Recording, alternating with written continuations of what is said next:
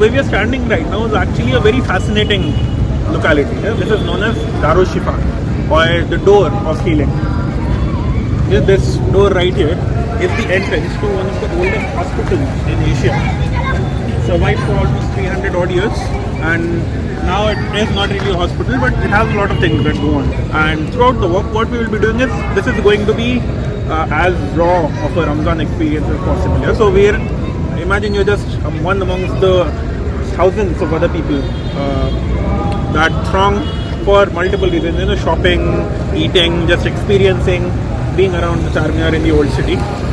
There will be a lot of crowds, there will be a lot of places where you might not even be able to hear me, but we will of course, adjust to all of that because it is a part of the experience. The entire reason of calling this secrets is because, all of these joints, all of these places that we'll be going, usually during the normal time of the year, are not actually functioning. They don't exist most of the time. Only in Ramadan they come up to life, and then you have a lot of things that are very, very specific to this one. So that is the entire concept of doing this. So behind you actually have this board, AUFC, one white board on the lamppost. I think all around you will see that thing is called Darul Shifa Playground. This is actually the home ground of the oldest football club of Hyderabad. 1938 it was established, Abbas Union, and even now by the time we come back you will have this fully lit up, kids playing.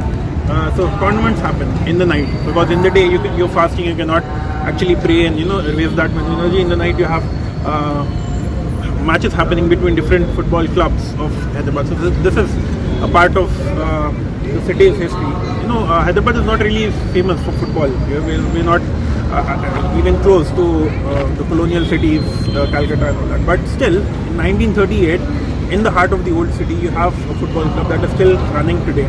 Yeah, right here comes back to life as soon as the prayers are done. So here you see a lot of different communities actually respecting each other's boundaries, to coexist. So we will walk across some very decked up places, some very dull places. Yeah? Of course, the very decked up places are the locations where a lot of Muslims live. The quiet places, alleyways, are basically where the Marwaris and the other populations live. So historically, Hyderabad people decided to live in enclaves. Yeah? So one enclave of Irani migrants coming in one century. A century late, there are different migrants coming in, they come in a different enclave. There are North Indians, they have a different place. So that is how the city is all segregated. So we are right now in the Shia dominated locality. So here you have actually a religious shrine inside that we will walk through. And right here is actually the mosque complex that was built around the same period. So we are talking about 1596, just 5 years after the Charminar was completed. So this is how old this building is. But given how the government is approaching the entire metro rail thing, all of this ground will go and you will have a massive metro station right here in this ground. Maybe by the next Ramadan we will not be able to do this, not be able to see any of it. Part of the building might even be demolished. So that is how terrible things are right now. It's like so much at stake. So we walk across, we might lose of these really, really old food establishments that people cherish so much and love. So a lot at stake, but we will make sure to enjoy ourselves while it lasts.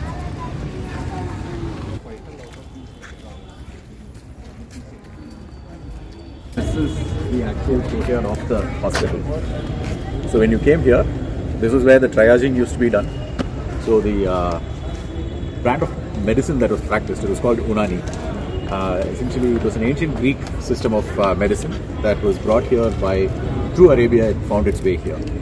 And then here, we also had a lot of local medical traditions, which they followed. So when you came here, you would be, they would split you into three. One is they would give you some kind of medication or treatment and say, okay, you can go home, do all of these things, you'll be all right. The second would be, okay, you need to stay here for a bit, we need to take care of you. And the third would be, okay, you need to stay here, but you're infectious. So you see this, on the three sides you see the buildings, right? So all the infectious patients would be in that corner on the top floor. They were segregated and they were looked after separately. The rest of them would occupy the lower areas. Now, attendants, people who came would be here in this courtyard. Outside, you would like strike a camp. The thing is, in our place, you don't really have to keep yourself very protected. Our weather is mild enough that in the nights you're not like going to get cold or something. So you just make a fire, you just sit here. So this whole place would have been buzzing with activity.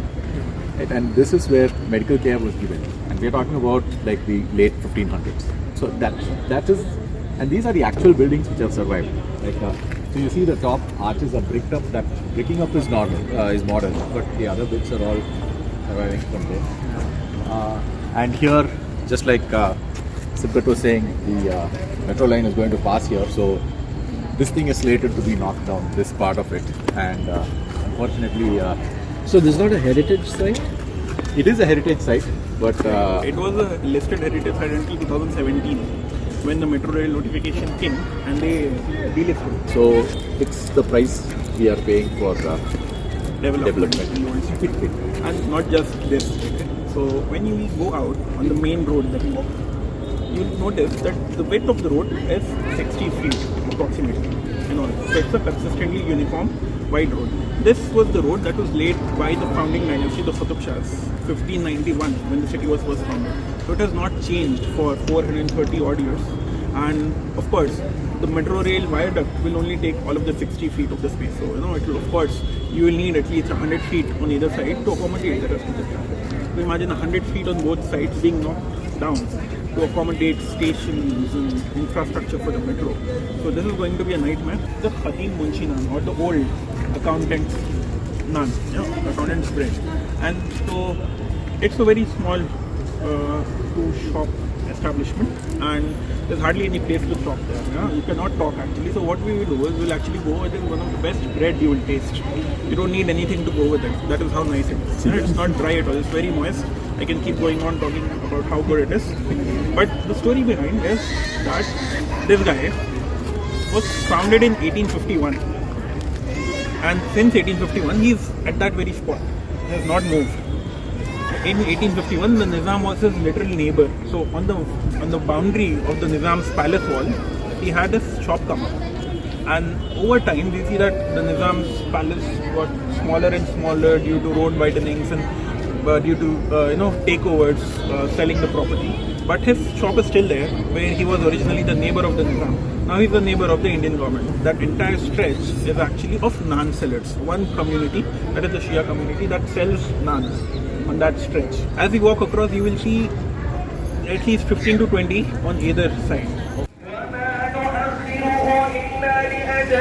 معدود يوم يأتي لا تكلم نفس إلا بإذنه فمنهم شقي وسعيد فأما الذين شقوا ففي النار لهم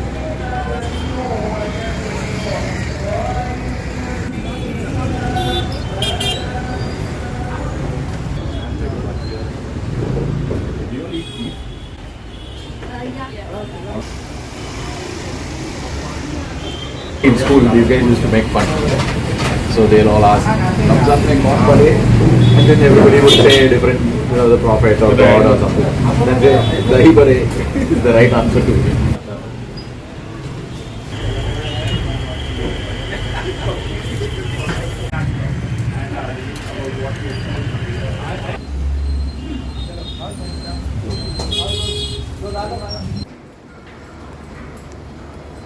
The places I'm not recording, I've written their names, the name of the roads and everything.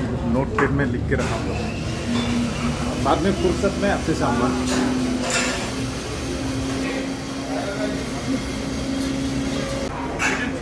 Small channel. No, that's 1.8. There are, we're going to eat, we have three things here. We're going to have a malai paya, we're going to have a pizza fry, then we'll have their chai, their masala chai. Malai paya is something that these guys invented. One note about the building we are sitting and eating in, this is going to be one of the oldest buildings in which you ever had food. Because the superstructure of this building is 200 years old. The malai paya that we have is actually an adaptation of another dish. So, you heard of the paya. The paya is a thing which is usually eaten for breakfast.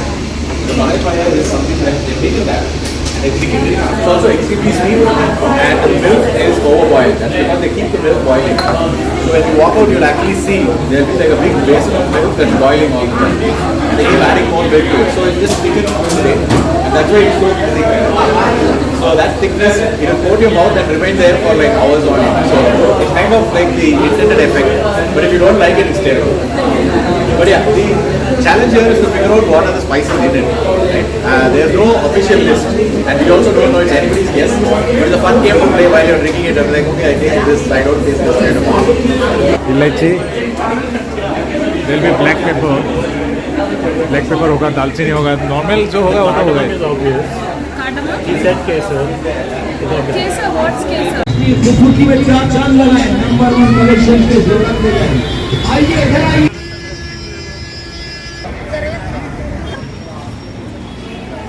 You said Iran, they have similar dishes, but the one that we get here is essentially it is of Yemeni origin. But what we have now has nothing to do with the original, because we completely, what did we do? We Hyderabadified it. Right? So it's like, and it's a fantastic thing. Like Halim is one of the most delicious things you can eat. I mean, it doesn't look very good, but it tastes brilliant, right? A few years ago, Halim got what is known as a GI tag. So a GI tag, or a geographical indicator, is it's a appellation that's given by a global body. It's like for champagne, for example. You can't call any wine champagne. It has to be produced in a certain method, in a certain region.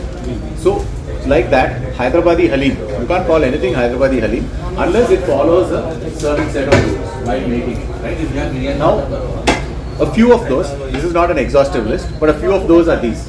One is that it has to be made using a firewood stove. The second is it has to be made on the traditional the bhatti, the stove, which is made out of mutton bricks. Right? There's a specific mat that you put to cover it, and then the mallet that they use to smash it, that's a wooden thing. That is, all of these have certain specifications. And only if all these conditions are satisfied, you can call it a Hyderabadi Halim, which personally I find very fascinating, because the world's largest producer of Halim, if you look at their videos and you see they don't follow any of these things, which means technically they can't call it Hyderabadi Halim. You can call it Halim, but you can't claim that it is Hyderabadi Halim. But what we're going to eat today is Hyderabadi Halim. How do we know this? When we were walking, if you noticed, you actually saw that the Halim Bhatti there, right? And that fulfills all these norms. So the places where we eat at also actual Hyderabadi Halim. Right? So it is like the champagne of. You must have heard of this very popular chain called Pista House. That is basically that guy is responsible for making Halim on an industrial scale. They make it and then they send it off to Oceania, to the Gulf, some parts of Canada, apparently everywhere. This is the special chicken 65 Halim. It also has a egg. They call it special. One of the main ingredients is of course meat, and meat with bones, especially, and a lot of fat. The other thing is lentils. You have lots of lentils, you have broken wheat as the primary ingredient, and you have whole spices. And then only now you have all of these fancy toppings like dry fruit, but originally you only had fried onions. This, imagine after a very long, hard day of fasting, you need a one single dish to fulfill all of your daily needs of nutrients. So, like dahi bade, you taste it. Yeah, that was like for a poor man. Yeah, you get to fulfill your thirst as well as your hunger. This is when you need to regain all of the energy that you lost in one day. That is what Halim does. Halim is like one dish to gain all of it. So one bowl, this is actually too much for one person. So from each bowl, 2 people can eat it. So it's a fulfilling dish and treated into quality. So how you eat it is you first take the lemons away, you take all of the toppings away, you mix it until oil disappears. हमारे इसमें ज़्यादा आ गया क्या? Disappear नहीं हो रहा है. Should I help you? Yeah, maybe. Have you sprinkled the lemon in it? No. Do you want to? Maybe first we'll have Without? on its own and Makes then. sense. Because of well mixed Halim. tastes like 20 times better than a slightly unmixed. So when you mix the fat in very well, it really tastes delicious. Was it brought over by actual Lebanese settlers? Yes. 4th and 5th Nizam times, we actually had soldiers who came from Yemen. They were employed in the Nizam's army. So there's an area called Barkas, where actually the descendants of those people live. So there you go early in the morning. For breakfast you can get halim on a regular day. Okay, outside Ramzan period. Yeah. Every day. So Which place is it? You get there. Which place? It's called Barkas. So the name Barkas is a corruption of the word barracks. Because they are all army guys, right? So Barkas is an old Hyderabad place. You get fantastic stuff. So on regular days only you get breakfast halim there.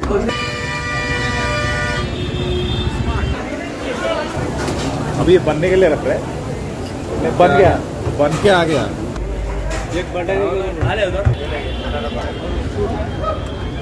There was a massive flood in the river Mosi, and this kind of changed the shape of the city completely. Lots of thousands of people lost their lives, and it's a landmark event in the history of Hyderabad. Now, just to get an idea, how high do you think the water was here? Yes, right? In your head, think about how high the water could have risen here. You know the Mosi, right? The river is on that side. You must have come across it when you came here. There would have been a bridge that you crossed, right? The water was actually much higher than our heads, and there is actually a marker on. Can you see that? It says 28th September 1908. It says HFL. HFL is high flood level. So that line there was how high the water was. That's like what? 13 feet. 13 feet high here. So this is one of the few surviving high flood level markers. There are markers all around in many different buildings. So this building has survived from 1908, which is why that marker still is there. So this was we discovered this quite by accident, and we discovered this on a food walk actually. We were like walking here. At that point there was a shed which was like completely covering that place. And then we just happened to be looking for something when we noticed that. This is how when we do the walks we actually discover things that we don't know before. So this is quite a little bit of, a fascinating look into Hyderabad history. Now what we're going to do is we're going to walk down here and then turn left and go inside and walk through a very historic district of Hyderabad and then go to one of the most popular food places during Ramzan. The red domes that you see there, those are that's the buildings of the High Court. This was built as a court by the last Nizam of Hyderabad. It still is today also it's used as the High Court. Now that building actually belongs to a person whom you would have heard of. His name was Salar Jung. So the guy after whom Salar Jung Museum is named. So that whole area is called Diwan Devdi, and that was their estate. And usually on the outer walls of the estate they would actually have shops which would be let out. Now inside the whole estate is gone, but the outer wall, the shops are still there. Like the superstructure is still old. All the new, everything else is modern because the buildings, the businesses keep improving and renovating. But those buildings were built 200 years ago by the Salar Jung family. So the reason why it's standing is because it's been continuously used as a business place. All the places where the people live, they're all gone. But the businesses, they're still functional. Did you think Shadab was chaotic? Yeah? No, I mean genuine question. Yes. It was chaotic, right? It was like a hellhole for especially people who live very claustrophobic. But we are actually not yet at the most chaotic part of the night. Yeah? So what we will be walking through right now is like the calm before the storm. Yeah? So as you approach, you will actually feel the humidity, that massive crowds gathering, the kebabs being cooked. But as we walk, we are actually walking through one of these very historic lanes of the city. Yeah? Right opposite is the High Court. We walk down and we walk through an area called Mehboob Ki Mehendi. Now, in Mehboob Ki Mehendi, what does it sound like to you? Wedding related. Some wedding related. I mean, not really wedding related, but close. Mehboob Ki Mehendi was basically in the city of Hyderabad in the Nizam period, and till the 50s it was like the area for to indulge yourself in pleasure. There was where all of the women lived. doing this work. And until 50s, until 50s, 60s, these women lived there. The street we will be going. What happened in the 70s? There was this one lady minister called Rhoda Mistry. Rhoda Mistry was given this department, the Ministry of Women Affairs. What she did was she uprooted all of these women from here because they were giving a bad name to this area, and she gave them sewing machines in return and said, "We will keep you out of the city. We'll give you housing out of the city. We'll give you a sewing machine. We make a living." But the women, of course, did not know how to use a sewing machine. So all that did was uproot people who were here for centuries to outskirts of the city in the 70s, where the same work continued, sadly. So the name Mehboob Ki Mehendi. Mehboob means lover usually, but the way the name came is actually pure coincidence. It was not named after this district. It was Mehendi also does not mean the henna you put on your hand. Okay, Mehendi in actual sense is actually, if you have witnessed Bonalu in Hyderabad, in Bonalu you actually have these wooden towers that we carry out. Yeah, those I don't know what to call in Telugu, even can educate me. So basically colorful wooden bamboo towers that are carried out. These are called mehendis in Hindi, Urdu. So these mehendis were carried out irrespective of religion in memory of someone who passed away. So in that lane there was a shrine. I think I'm not.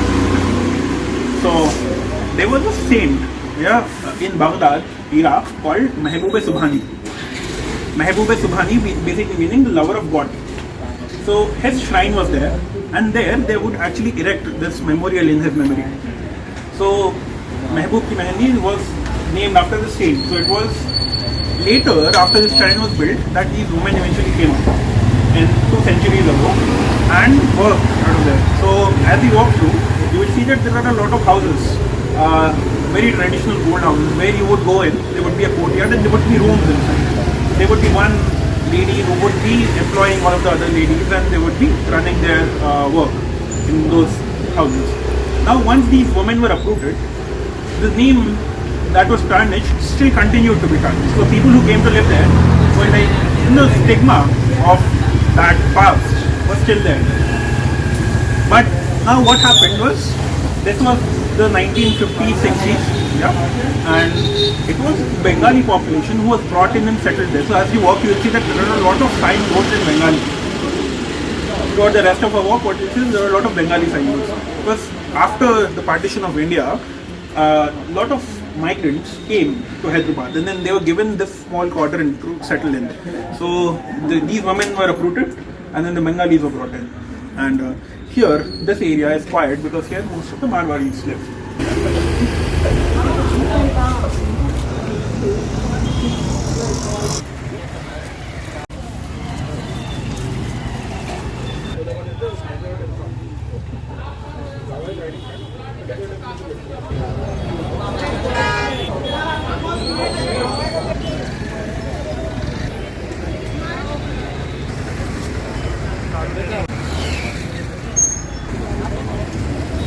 In this direction, we have to be walking closer to where we started.